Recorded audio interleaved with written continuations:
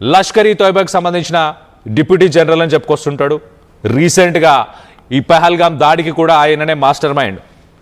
ఈ సైఫుల్లా కసూరి అలాగే తల్హా సయ్యద్ రీసెంట్గా పాకిస్తాన్ ఆక్యుపైడ్ కాశ్మీర్లో ఒక పబ్లిక్ మీటింగ్లో పహల్గామ్ 2.0 ఉండబోతుంది, ఇండియా హిందువులను ఊచకోత కోస్తేనే, హిందువుల గొంతును కోస్తేనే పాకిస్తాన్ ఆక్యుపైడ్ కాశ్మీర్కి స్వాతంత్రం వస్తుంది, ఖచ్చితంగా పాకిస్తాన్ ఆక్యుపైడ్ కాశ్మీర్ కోసం హిందువుల ఊచకోత కోస్తాం రానున్న కొన్ని రోజుల్లోనే పహల్గామ్ 2.0 ఉండబోతుంది అంటూ ఇటు సైఫుల్లా కసూరి ఆయన పబ్లిక్గా ఒక స్టేట్మెంట్ చేశాడు. దాని తర్వాత అబ్దుర్ రౌఫ్ అస్గర్, ఈ మసూద్ అజర్కి సంబంధించిన బ్రదర్, వాళ్ళ క్లోజ్ బ్రదర్, వాళ్ళ ఓన్ బ్రదర్, ఈ అబ్దుర్ రౌఫ్ అస్గర్ ప్రస్తుతానికి ఐఎస్ఐ ఈ అస్గర్కి మంచి ట్రైనింగ్ ఇస్తుంది. జైష్ ఈ మహమ్మద్ ఆపరేషన్స్ని మహమ్మద్ అజర్ తర్వాత ఈ అబ్దుర్ రౌఫ్ అస్గరే కంటిన్యూ చేయాలి, ఆ ఆపరేషన్స్ని రన్ చేయాలన్న ఉద్దేశంతో పాకిస్తాన్ ఐఎస్ఐ ఇప్పుడు ట్రైనింగ్ ఇస్తుంది. సో రానున్న రోజుల్లో ఏంటి ఇప్పుడు ప్యారలల్గా ఇటు పాకిస్తాన్ చేస్తున్న పరిస్థితులు ఏంటంటే మనం రైట్ సైడ్ విజువల్లో చూస్తున్నాం. ఇటు గతంలో ఆపరేషన్ సింధూర్కు సంబంధించి ఎలా అయితే మనం మిసైల్స్ని పంపించామో, ప్రస్తుతానికి వాళ్ళు పాకిస్తాన్ నుంచి కొంతమంది వ్యక్తులని బార్డర్ ద్వారా ఇండియాలోకి పంపించే ప్రయత్నం చేస్తున్నారు. డ్రోన్స్ ద్వారా ఎప్పటికప్పుడు సర్వేలెన్స్ చేస్తున్నారు. ఎక్కడ ఆర్మీకి సంబంధించిన పోస్టులు ఉన్నాయి, ఎక్కడ ఆర్మీ వాళ్ళు ఉన్నారు, ఎక్కడ ఆర్మీ వాళ్ళు లేరు, ఎక్కడి నుంచి భారత్లోకి ప్రవేశించవచ్చు అన్న ఉద్దేశంతో గడిచిన 2 వారాలు మనం చూస్తే కనుక రెగ్యులర్గా డ్రోన్స్ని పంపించారు. ఆ డ్రోన్స్ని పంపించి ఎక్కడెక్కడ ఉన్నారో లేరు తెలుసుకొని ప్రస్తుతానికి ఇండియాలోకి టెర్రరిస్టులను పంపిస్తున్నారు. అలాగే ఇటు జైష్ ఈ మహమ్మద్ అలాగే లష్కర్ ఈ తోయిబా ఈ 2 కూడా ఇప్పుడు మర్జ్ అయిపోయాయి. గతంలో సపరేట్గా వర్క్ చేసిన ఈ గ్రూప్స్ అన్ని కూడా ఇటు పాకిస్తాన్ ఆర్మీ అలాగే ఐఎస్ఐ ఇవన్నీ కలిసి కూడా ఇప్పుడు హవాలా ఛానల్స్ ద్వారా కొన్ని ట్రైనింగ్ గ్రౌండ్స్ని కూడా ఇటు బావల్పూర్లో రెడీ చేశాయట. సో ఆర్మీకి సంబంధించిన ట్రైనింగ్స్ గతంలో పహల్గామ్ దాడి జరిగే ముందు కూడా ఇలాంటి ట్రైనింగ్సే, ఇలాంటి మీటింగ్సే జరిగాయి. ఇప్పుడు పహల్గామ్ 2.0, ఈ పహల్గామ్ 2.0 సంబంధించి ఒకసారి మనం చూస్తే కనుక ప్రధానంగా ఇండియాలో ఉన్న సిటీస్నే ప్లాన్ చేస్తుంటారు, టార్గెట్ చేస్తుంటారు. ఒక్కసారి మనం చూస్తే హైదరాబాద్లో గతంలో ఇటు సాయంత్రం వేళ అందరూ సరదాగా బయటకు వచ్చిన సమయంలో ఒక్కసారిగా గోకుల్ చాట్లో 17 సంవత్సరాల కింద ఈ గోకుల్ చాట్లో బాంబ్ బ్లాస్ట్లు చేశారు.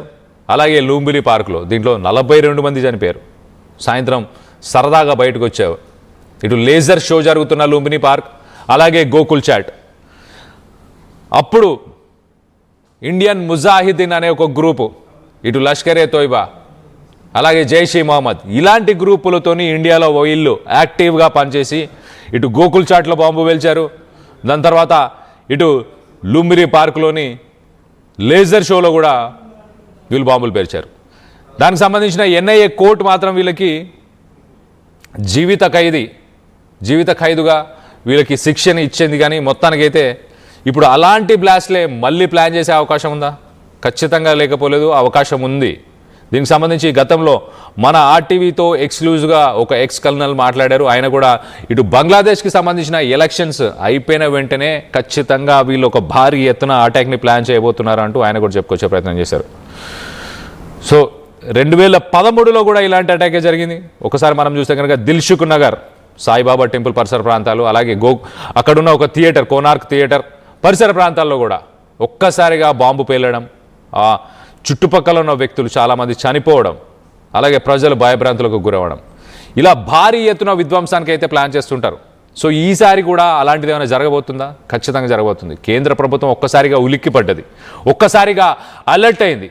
ఇటు హైదరాబాద్, ఢిల్లీ, ముంబై ఈ నగరాల్లో ఎస్పెషల్లీ ఈ నగరాల్లోనే గతంలో ఉగ్రవాదుల యాక్టివిటీస్ చాలా ఎక్కువగా ఉండేవి. సో ఈ నగరాల్లోనే ప్రస్తుతానికి ఉగ్రవాదులు కూడా ప్లాన్ చేస్తున్నట్టు తెలుస్తుంది. దీనికి కేంద్ర ప్రభుత్వం చర్యలు చేపట్టాలని తొందరపడుతుంది.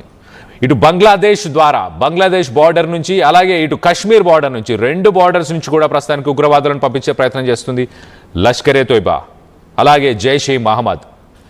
పహల్గామ్ దాడి కంటే ముందు కూడా ఎగ్జాక్ట్లీ ఇలాంటి ఒక మీటింగే జరిగింది. ఎగ్జాక్ట్లీ అదే లొకేషన్, అదే బావల్పూర్, అదే జైష్ ఈ మహమ్మద్కి సంబంధించిన మహమ్మద్ అజర్కి సంబంధించిన ఆ హెడ్ క్వార్టర్స్లోనే మీటింగ్ జరిగింది. అప్పుడు ఇంకా హమాస్కి సంబంధించిన ట్రైనర్స్ కూడా వచ్చారు. వాళ్ళు అప్పుడున్న టెర్రరిస్టులకి ట్రైనింగ్ ఇచ్చారు. ఇప్పుడు ఆ ట్రైనింగ్ని దశల వారీగా నెక్స్ట్ జనరేషన్స్కి ఫార్వర్డ్ చేస్తున్నారు. దశల వారీగా నెక్స్ట్ ఉన్న టెర్రరిస్టులకి బాధ్యతలను అప్పచెప్తున్నారు. మసూద్ అజర్ అయితే చాలా ఒక మీటింగ్లో ఆయన మాట్లాడిన మాటలు వింటే అసలు బిత్తరపోవాలి మనుషులు. పొద్దున్నే 3 గంటలకి, తెల్లారి 3 గంటలకి లేచిన వాళ్ళందరూ కూడా దేవుణ్ణి ఏం కోరుకుంటున్నారో తెలుసా?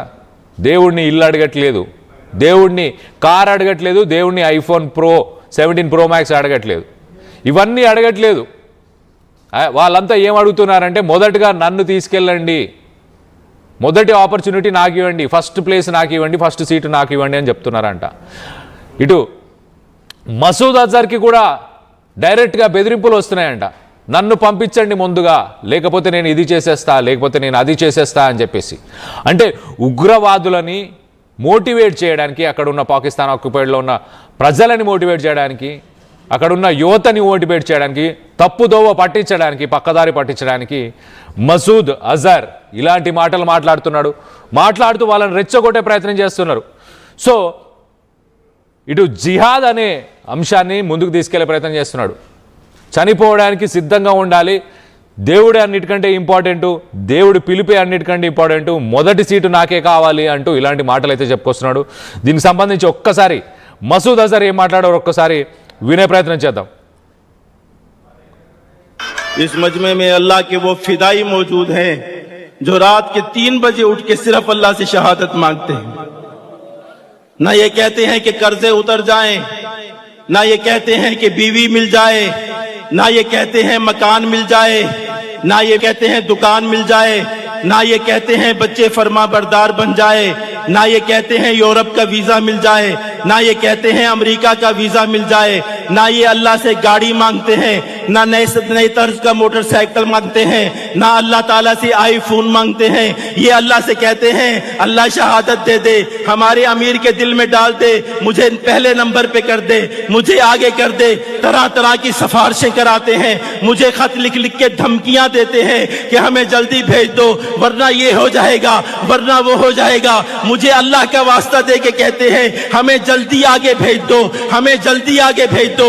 मुझे रसूल के वास्ते दे के कहते हैं हमें जल्दी आगे भेज दो. मुझे मदीना शरीफ की दुआएं दे के कहते हैं अल्लाह ताला आपको मदीना दिखाए, मुझे जल्दी आगे भेज दो. कभी क्या तरीका इख्तियार करते हैं, कभी क्या तरीका इख्तियार करते हैं. रब से मुलाकात का इनको इतना शौक है, इतना शौक है.